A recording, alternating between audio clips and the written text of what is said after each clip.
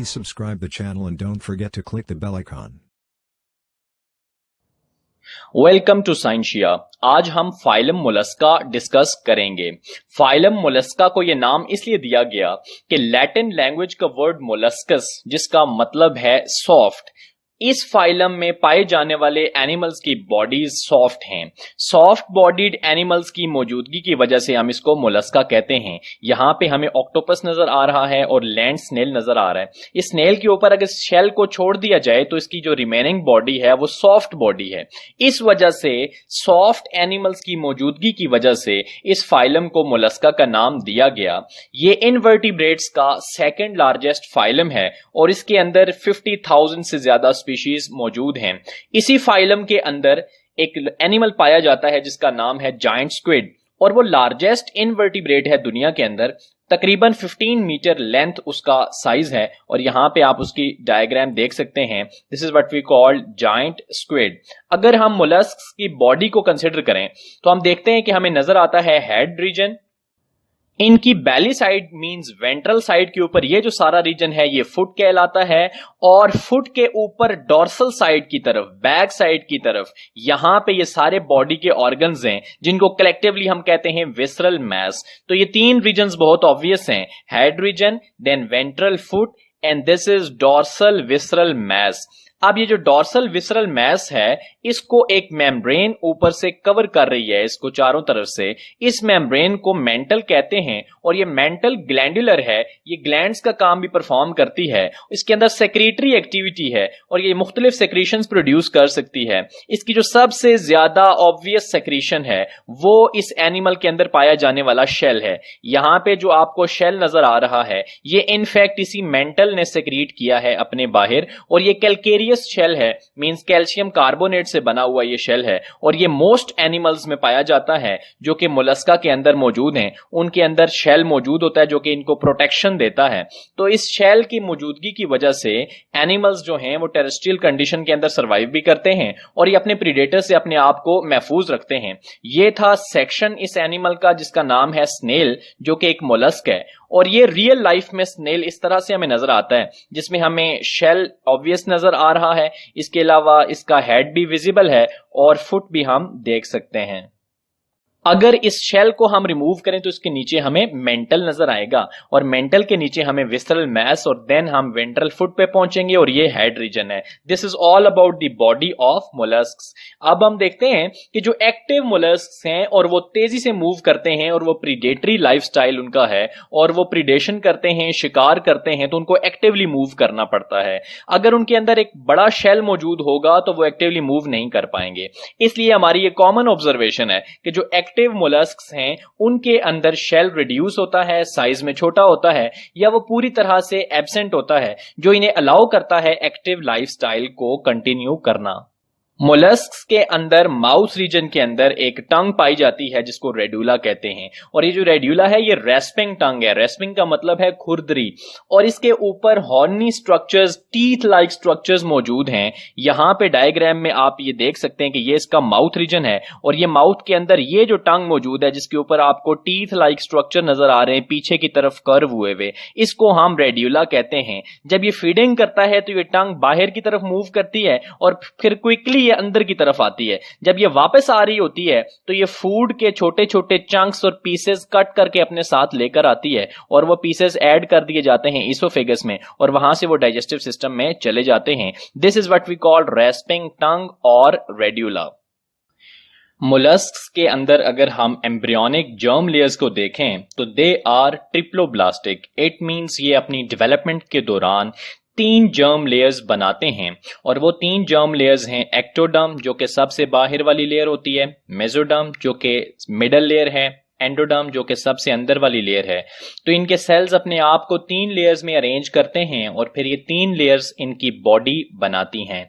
अगर हम इनमें बॉडी कैविटी या सीलोम को देखें तो हम कहते हैं दीज आर सीलोमेट्स। सीलोमेट का मतलब ये है कि ये ऐसे एनिमल्स हैं जिनमें ट्रू सीलोम पाई जाती है। और true coelom means true body cavity. कैसी कैविटी होती है, यहां पे आप डायग्राम में देख सकते हैं कि जो इनकी एक्टोडर्म होती है फ्यूचर में चल के इनकी बॉडी वॉल बनाती है, और जो इनकी एंडोडर्म है वो फ्यूचर में इनका गट मींस डाइजेस्टिव ट्रैक्ट बनाती है। और जो मेसोडर्म है वो स्प्लिट हो जाती है, वो टूट जाती है दो लेयर्स में।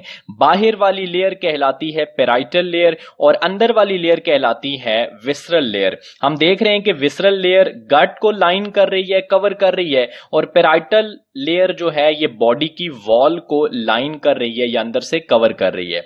मेसोडर्म के स्प्लिट होने की वजह से, दो लेयर्स बनने की वजह से बीच में जो स्पेस बचता है इस स्पेस को हम कहते हैं सीलॉम, और इसमें आमतौर पे फ्लूइड मींस ब्लड वगैरह फ्लो करता है इनके अंदर, और कई दफा हम इसको हीमोसील भी कह देते हैं, मींस ऐसी कैविटी जिसके अंदर ब्लड फ्लो कर लेता है।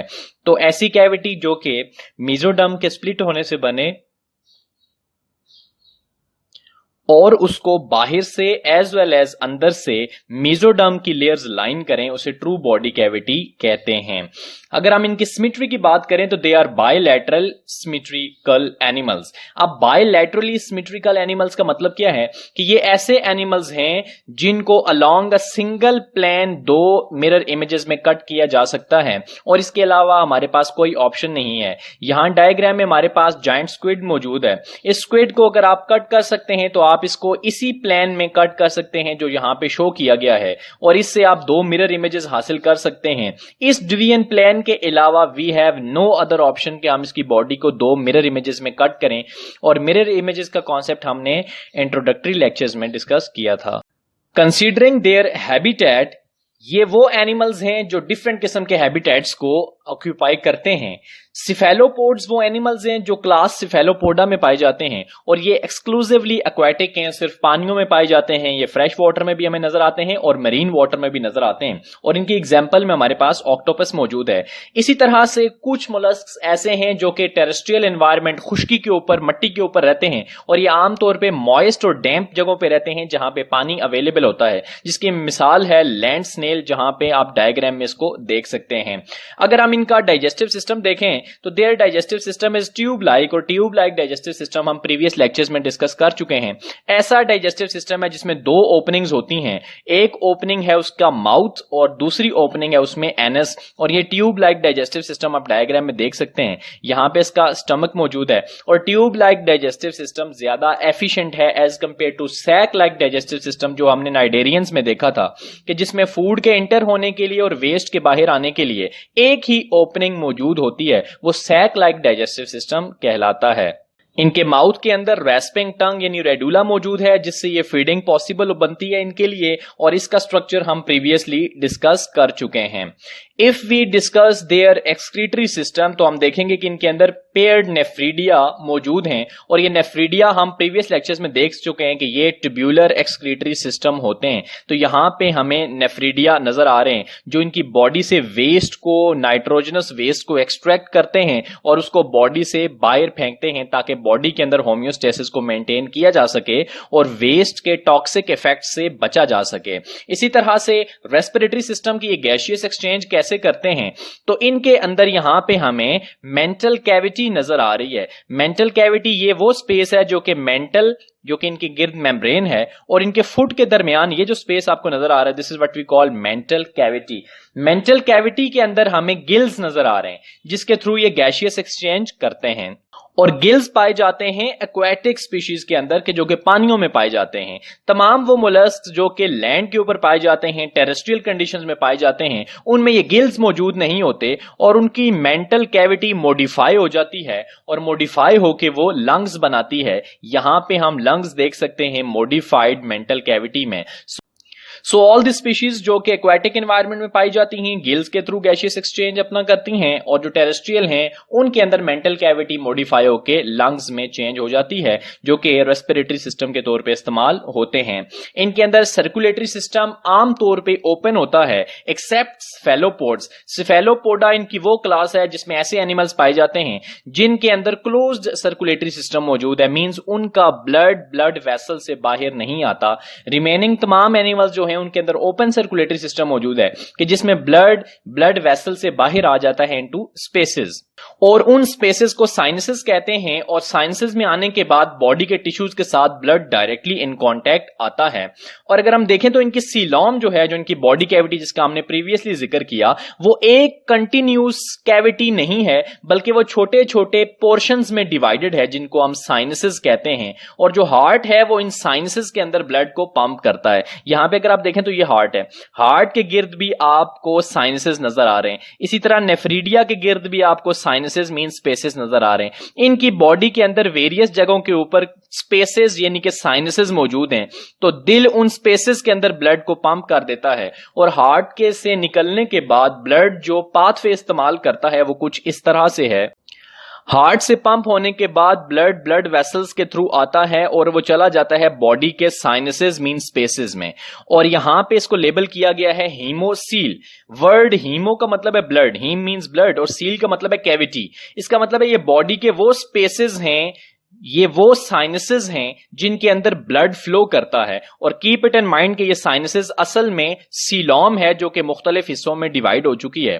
सो यहां पे ब्लड फ्लो करता है, और जब यहां ब्लड फ्लो करता है तो जो इंटरनल ऑर्गन्स हैं वो इस ब्लड के साथ एक्सचेंज ऑफ मटेरियल्स करते हैं। इस ब्लड के अंदर वो वेस्ट डालते हैं और इसमें से ऑक्सीजन ले लेते हैं, और ये ब्लड फिर यहां से मूव करके अगेन ब्लड वेसल्स में चला जाता है। और ब्लड वेसल्स में इंटर होने के बाद ब्लड वापस गिल्स के पास जाता है, जहां पे एक्सचेंज ऑफ गैसेस होता है, ऑक्सीजनेशन होती है, और ऑक्सीजनेशन होने के बाद ये ब्लड वापस दिल के पास आता है, और ये cycle over and over again चलता रहता है। हम देख रहे हैं कि ब्लड वेसल्स को एग्जिट करके बाहर स्पेसेस में निकल के आ जाता है, इसलिए इसको हम ओपन सर्कुलेटरी सिस्टम भी कहते हैं। इनके अंदर जो रेस्पिरेटरी पिगमेंट है वो हीमोग्लोबिन नहीं है जैसे हमारे अंदर है। इनके अंदर जो रेस्पिरेटरी पिगमेंट पाया जाता है उसे हम हीमोसाइनिन कहते हैं। ये ब्लू इन कलर होता है, और इसका सेंट्रल एटम जो है वो है कॉपर। हम फेमिलियर हैं कि हमारा जो सेंट्रल मेटल एटम हीमोग्लोबिन में पाया जाता है वो आयरन है, जबकि हीमोसाइनिन के अंदर ये कॉपर है। That's all about the circulatory system of molluscs. Considering the nervous system of molluscs, हम देखते हैं कि इनके अंदर गैंग्लिया मौजूद हैं। गैंग्लिया हमने प्रीवियस लेक्चर्स में डिस्कस किया था कि is the collection of cell bodies of neurons और नर्व सेल्स। नर्व सेल्स की सेल बॉडीज जब आपस में मिलकर गुच्छा बनाती हैं, कलेक्शन बनाती हैं, तो उसको हम गैंग्लिया कहते हैं। Ganglion is singular, ganglia is plural. इनके अंदर 3 पेयर्स ऑफ इंटरकनेक्टेड गैंग्लिया हैं, 3 पेयर्स ऑफ गैंग्लिया हैं जो आपस में कनेक्टेड हैं, और ये पाए जाते हैं हेड के अंदर, फुट के अंदर और बॉडी रीजन के अंदर। यहां पे आप हेड पे गैंग्लिया देख सकते हैं, फुट रीजन में गैंग्लिया देख सकते हैं, और एक पेयर आप बॉडी के विसरल मैस के अंदर ये पेयर देख सकते हैं, और ये आपस में नर्व्स के थ्रू क्या हैं, connected. So this is the nervous system of mollusc जो इनकी बॉडी को कोऑर्डिनेट करता है। Regarding locomotion, most of the mollusc जो हैं वो मूव कर सकते हैं, लेकिन कुछ ऐसे हैं जो मूव नहीं कर सकते। सम आर सेसाइल, सेसाइल का मतलब होता है अनएबल टू मूव, सेडेंट्री, अपनी जगह से हरकत नहीं कर सकते। और जो मूव कर सकते हैं वो अपने फुट की मदद से मूव करते हैं, दिस इज देयर फुट, और फुट के अंदर मसल्स मौजूद हैं, इसलिए इसको कहा जाता है मस्कुलर फुट, क्योंकि जहां पे भी लोकोमोशन होनी है वहां मसल्स का होना इंपॉर्टेंट है। इस फुट के अंदर मौजूद मसल्स कॉन्ट्रैक्ट रिलैक्स करते हैं और इसके अंदर वेव्स पैदा होती हैं, और उन वेव्स की मदद से ये आहिस्ता आहिस्ता अपने सबस्ट्रेट के ऊपर मूव करते हैं। यहां पे आप डायग्राम में स्नेल को स्लोली मूव करता हुआ देख सकते हैं, और इस मूवमेंट के लिए ये अपना मस्कुलर फुट इस्तेमाल कर रहा है जिसके अंदर वेव्स पैदा हो रही हैं। कंसीडरिंग रिप्रोडक्शन इन मोलस्क्स, हम देखते हैं कि इनके अंदर सेक्सेस सेपरेट हैं। एक बॉडी के अंदर सिर्फ एक ही सेक्स ऑर्गन्स पाए जा सकते हैं। जिस बॉडी के अंदर टेस्टिस होंगे वो मेल बॉडी होगी, और जिसके अंदर ओवरीज होंगे वो फीमेल बॉडी होगी। सेक्सेस सेपरेट होने के बाद हम देखते हैं कि इनके अंदर ट्रोकोफोर लार्वी बनता है। जब इनके अंदर डेवलपमेंट होती है तो ये अपने लार्वा बनाते हैं, और वो लार्वा है ट्रोकोफोर लार्वा, जो कि फ्री स्विमिंग लार्वा होता है। इसकी बॉडी के अंदर सीलिया मौजूद होते हैं और ये पानी के अंदर स्विम कर सकता है, और इसलिए इनकी डेवलपमेंट को इनडायरेक्ट डेवलपमेंट कहा जाता है। ऐसी डेवलपमेंट जिसमें एनिमल्स लार्वा नहीं बनाते उसको हम डायरेक्ट डेवलपमेंट कहते हैं, और ये हमने प्रीवियस लेक्चर्स में सारी टर्म्स डिटेल से डिस्कस की हैं। क्लासिफिकेशन अगर हम मोलस्का की देखें तो उसको 3 क्लासेस में डिवाइड किया गया है, क्लासिफाई किया गया है। The first class is Gastropoda के, जिसमें आपको नजर आएगा स्नेल जो रिप्रेजेंटेटिव है इसका, बायवेल्विया जिसमें आपको ऑयस्टर्स वगैरह नजर आएंगे, और सिफेलोपोडा जिसमें आपको स्क्विड नजर आएगा और दीगर एनिमल्स नजर आएंगे। So these are the 3 classes के जिसके अंदर मोलस्का में पाए जाने वाले एनिमल्स को क्लासिफाई किया गया है। नंबर 1 क्लास गैस्ट्रोपोडा को हम डिस्कस करेंगे कि गैस्ट्रोपोडा का सबसे पहला फीचर ये है कि इनके अंदर 1 पीस शेल होता है, पूरा शेल एक पीस के ऊपर मुश्तमिल है और वो कॉइल्ड है, और कॉइल्ड इस तरह से है कि वो एसिमेट्रिकल हो जाता है। यहां पे आप एनिमल की बॉडी के ऊपर शेल को देख सकते हैं और उसका कॉइलिंग पैटर्न विजिबल है। इसका कॉइलिंग पैटर्न इस तरह से है कि ये एक साइड ऑफ द बॉडी की तरफ बेंड हो जाता है, जिसकी वजह से इसके मिरर इमेजेस बनाना मुश्किल हो जाता है, इसलिए हम इसको एसिमेट्रिकल कहते हैं। क्योंकि सेंट्रल एक्सिस से अगर हम इसे कंपेयर करें तो ये सेंट्रल एक्सिस के ऊपर इस तरह से मौजूद है कि अगर हम सिंगल प्लेन में इसको कट करने की कोशिश करेंगे तो आप दो मिरर इमेजेस हासिल नहीं कर पाएंगे। सो एसिमेट्रिकल वन पीस शेल इनके अंदर मौजूद है। जब इस एनिमल को खतरा होता है और ये थ्रेटेंड होता है तो ये अपने आप को विड्रॉ कर लेता है, इस शेल के अंदर चला जाता है, यहाँ पे ये महफूज रहता है और ये डेसिकेशन से भी अपने आप को बचा सकता है शेल के अंदर। ये एनिमल्स एक्वाटिक भी हैं और टेरेस्ट्रियल भी हैं, दोनों तरह के पाए जाएंगे। जितने भी गैस्ट्रोपोड्स टेरेस्ट्रियल हैं उनके अंदर मेंटल कैविटी मॉडिफाई हो जाती है और वो लंग्स बनाती है, जिसकी वजह से वो रेस्पिरेशन कर सकते हैं। यहां पे हम देख रहे हैं कि हमारे पास लैंड स्नेल, अगेन जिसकी आप डायग्राम देख रहे हैं, इसे कहते हैं हेलिक्स एस्परा या गार्डन स्नेल। और उसके बाद हमारे पास मौजूद है लाइमेक्स मींस स्लग। ये इनकी इंपॉर्टेंट एग्जांपल्स हैं गैस्ट्रोपोड्स की। The second class is class bivalvia. इस क्लास के अंदर पाए जाने वाले एनिमल्स बायलैटरली सिमेट्रिकल हैं, जैसा कि हमने प्रीवियसली डिस्कस किया, और इनकी बॉडीज लैटरली कॉम्प्रेस्ड हैं। यहां पे अगर आप एक एनिमल की स्कीमेटिक डायग्राम देखें और हम अगर कंसीडर करें, सपोज करें कि ये एनिमल की बॉडी है और ये इसके गिर्द पाया जाने वाला ब्लैक कलर के अंदर पाया जाने वाला इसका शेल है, तो आप देख रहे हैं कि इन एरोज को अगर आप कंसीडर करें तो हमें यूं महसूस हो रहा है कि इसको साइडों से दबा दिया गया है, प्रेस कर दिया गया है और इसकी विड्थ कम हो गई है और ये बिल्कुल फ्लैट बॉडी नजर आ रही है। सो ये लैटरली कंप्रेस्ड है। इट सीम्स, ऐसा महसूस होता है कि साइडों से इसको प्रेस कर दिया गया है, जैसे हम किसी मशीन को इस्तेमाल करके चीजों को प्रेस करते हैं। तो ये लैटरली कंप्रेस्ड बॉडीज रखते हैं। इनका जो शेल है वो टू पीस शेल होता है। हमने गैस्ट्रोपोड्स में देखा था there is one piece shell, यहाँ पे टू पीस शेल है और एक शेल के अंदर दो पीसेस मौजूद हैं, एक ये पीस है और एक ये पीस है। तो शेल के अंदर दो पीस होने की वजह से, टू पीस शेल की मौजूदगी की वजह से इनको बायवेल्विया कहते हैं। बाय का मतलब दो, वेल्व्स का मतलब है पीसेस ऑफ शेल्स। तो इन क्लास को बायवेल्विया का नाम टू पीस शेल्स की मौजूदगी की वजह से दिया गया। यहां पे आपके लिए शेल्स विजिबल हैं। अगर हम देखें इनके अंदर रिस्पायरेशन तो वो प्लेट लाइक गिल्स की मदद से होती है। अगर आप शेल्स में से एनिमल को निकालें और उसकी बॉडी को देखें तो आप देख रहे हैं कि यहां पे ब्लू कलर में आपको गिल्स नजर आ रहे हैं।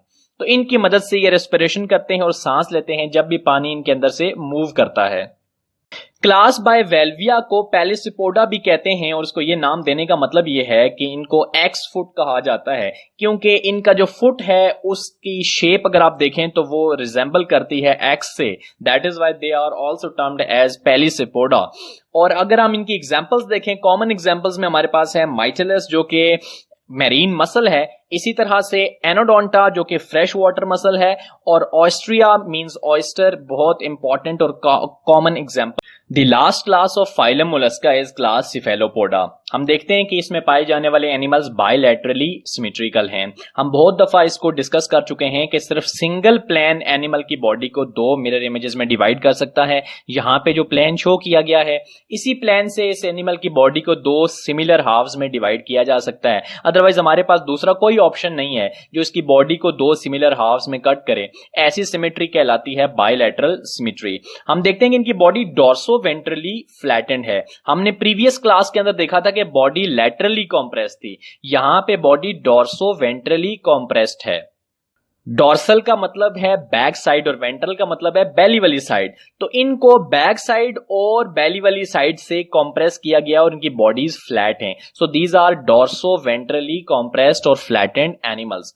और यहां पे इन एरोज को आप देख के इनका फ्लैटेंड और कॉम्प्रेशन पैटर्न ऑब्जर्व कर सकते हैं। ये एक्सक्लूसिवली एक्वाटिक हैं, पानियों में पाए जाते हैं, बहुत ज्यादा डेवलप्ड एनिमल्स हैं और ये बहुत एक्टिव हैं, इसीलिए इनके अंदर शेल्स भी रिड्यूस्ड हैं या फिर एब्सेंट हैं, जैसे कि हमने स्टार्ट में जिक्र किया था। इनके एग्जांपल्स में हमारे पास लॉलिगो मींस स्क्विड मौजूद है, इसी तरह से सीपिया दैट इज कटलफिश, और फिर हमारे पास बड़ी इंपॉर्टेंट एग्जांपल ऑक्टोपस की है। इनके अंदर जैसे कि हमने जिक्र किया कि शेल रिड्यूस या इंटरनल है, बॉडी के अंदर शेल है और रिड्यूस्ड है, साइज में छोटा है, या शेल पूरी तरह से एब्सेंट है। यहां पे आपको स्क्विड के अंदर बॉडी के अंदर एक रिड्यूस्ड शेल नजर आ रहा है जिसको आप पेन भी कहते हैं। This is the internal shell जो कि साइज में बहुत कम है ताकि ये एक्टिवली मूव कर सकें।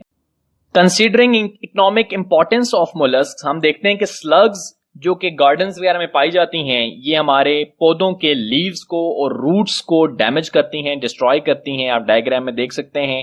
इसी तरह से टेरिडो, जिसको शिप वॉर्म कहते हैं, ये शिप्स के बैरी जहाजों के वुडन पार्ट्स को नुकसान पहुंचाता है। यहां पे आपको वुड के अंदर ये नजर आ रहा है टेरिडो। इसी तरह से क्लैम्स, ऑयस्टर और मसल्स, ये सारे एनिमल्स जो मोलस्का में पाए जाते हैं, ये डेलिकेसीज हैं, ये फूड के तौर पे इस्तेमाल होते हैं और ये बड़े प्लीजिंग फूड्स हैं। इसी तरह से बहुत सारे फ्रेश वाटर मसल्स जो हैं, उनके शेल्स को बटन इंडस्ट्री में इस्तेमाल करके बटन्स बनाए जाते हैं, और ऑयस्टर के शेल को टार के साथ मिक्स करके रोड्स बनाए जाते हैं। ये ब्लैक कलर का लिक्विड जो कि हम रोड्स के ऊपर डालते हैं, थिक ब्लैक कलर का लिक्विड, इसको हम टार कहते हैं। ऑयस्टर के शेल्स को इसमें मिक्स करके हम टार के अंदर रोड्स बनाने के अंदर इस्तेमाल करते हैं। और हम वाकिफ हैं कि ऑयस्टर जो है बड़े वैल्यूएबल पर्ल्स बना के हमें देती है। यहां पे आप ऑयस्टर की बॉडी के अंदर पर्ल्स देख सकते हैं। अगर हम थोड़ी समरी डिस्कस करेंगे ये पर्ल फॉर्मेशन कैसे होती है, तो ऑयस्टर की बॉडी में जब कोई सैंड का ग्रेन या दाना रेत का चला जाता है, तो वो उसके गिर्द एक मटेरियल सेक्रीट करती है जिसको नेकर कहते हैं, और उस मटेरियल के सेक्रीट होने की वजह से ये इसके अंदर पर्ल्स बनते हैं। इसी तरह से शेल्स ऑफ मेनी मोलस्क जो हैं वो ऑर्नामेंट्स बनाने के लिए भी इस्तेमाल होते हैं। That's all about the economic importance of mollusc. हम देखते हैं कि कुछ मोलस्क के अंदर आमतौर पे ये उन मोलस्क की बात हो रही है जो कि पाए जाते हैं सिफेलोपोडा क्लास के अंदर। इनके ब्रेन्स एक्सेप्शनली डेवलप होते हैं। हालांकि इनवर्टिब्रेट्स के ब्रेन इतने डेवलप नहीं होते, लेकिन इनके एक्सेप्शनली डेवलप्ड ब्रेन्स हैं, जिसमें बहुत कॉमन एग्जांपल है ऑक्टोपस की, जो कि एक सिफेलोपोड है और इसके अंदर लार्ज कॉम्प्लेक्स ब्रेन मौजूद है। हालांकि ये इनवर्टिब्रेट है, इवन देन इसका ब्रेन जो है वो कार्टिलेजिनस केस या शेल के अंदर बंद है। यहां पे आप देख सकते हैं कि इनकेस्ड ब्रेन इसका मौजूद है और इसके अंदर बहुत ज्यादा कैपेबिलिटीज और सलाहियतें मौजूद हैं। ये चीजों को सीख सकता है और इंफॉर्मेशन को याद रख सकता है। लैब्स में एक्सपेरिमेंट्स के दौरान ऑक्टोपस ने अपनी कैपेबिलिटीज को शो किया और वो चीजों को बहुत आसानी से और क्विकली सीखता है, और वो जार को ओपन करके फूड हासिल कर लेता है, और अगर उसे जार में बंद कर दिया जाए तो वो उसको अनस्क्रू करके वापस बाहर निकल आता है। यहां पे आप देख रहे हैं एक ऑक्टोपस जिसको एक जार के अंदर क्लोज किया गया है, बंद किया गया है, और ये उससे बाहर निकलने की कोशिश कर रहा है। जब आप इसको जार के अंदर बंद करते हैं तो ये आपकी हैंड मूवमेंट को देख लेता है और एग्जैक्टली उस पैटर्न को रिवर्स करता है और उसको अनस्क्रू करके वापस उसमें से बाहर निकल आता है। इट मीन्स ये हाईली डेवलप्ड ब्रेन के मालिक हैं और इनके अंदर सीखने की बहुत ज्यादा सलाहियत मौजूद है।